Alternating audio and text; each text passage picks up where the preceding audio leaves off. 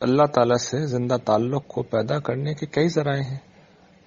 میں کہوں گا جتنے مخلوقات سانس لیتی ہیں اتنے ہی ذرائع ہیں، یعنی بے شمار ذرائع ہیں. جس ذریعے سے آپ چاہیں وہاں تک پہنچ سکتے ہیں. آسان ترین راستے میں چند بتا دیتا ہوں. دیکھیے، سب سے پہلا اور آسان راستہ تو اللہ کی یاد ہے. جس طرح میں بول رہا ہوں اس اعتماد و یقین کے ساتھ کہ آپ لوگ سنیں گے، اسی طریقے سے اللہ کی یاد اس چیز کا نام ہے کہ جب اس وقت آپ اللہ کو یاد کرتے ہیں تو اللہ تعالیٰ پلٹ کے متوجہ ہو جاتے ہیں. فَاذْكُرُونِی أَذْكُرْکُم.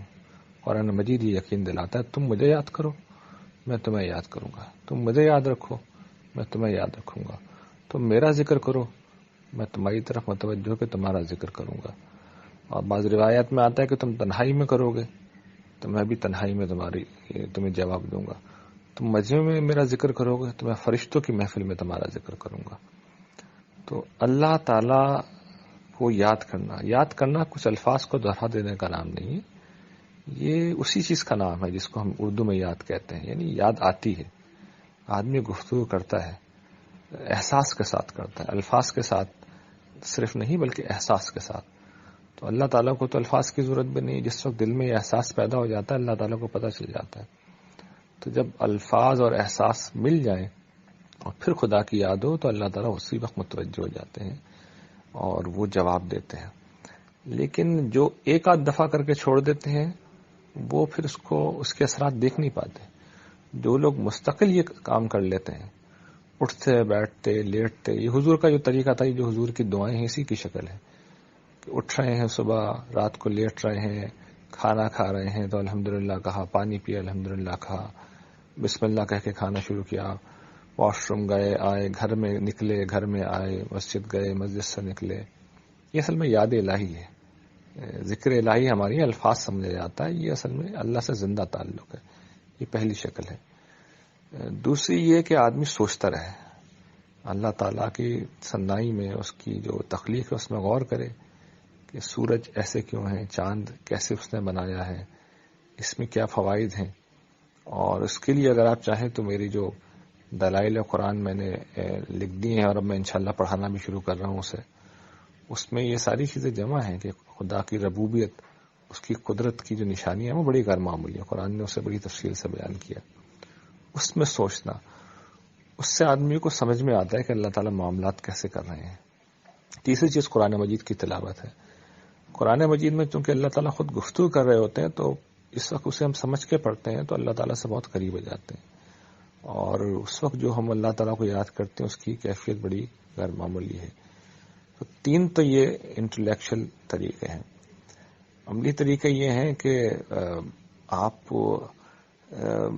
مختلف قسم کی نیکیوں میں اپنے آپ کو انگیج کریں، اور خاص طور پہ کوئی ایسی نیکی جو بالکل غیر معمولی ہو. مثال کے طور پر مہربانی کی جو اعلیٰ ترین قسم ہوتی ہے وہ یہ ہوتی ہے کہ آپ جس کے ساتھ مہربانی کریں اسے بھی پتہ نہ چلے کہ آپ نے مہربانی کی ہے.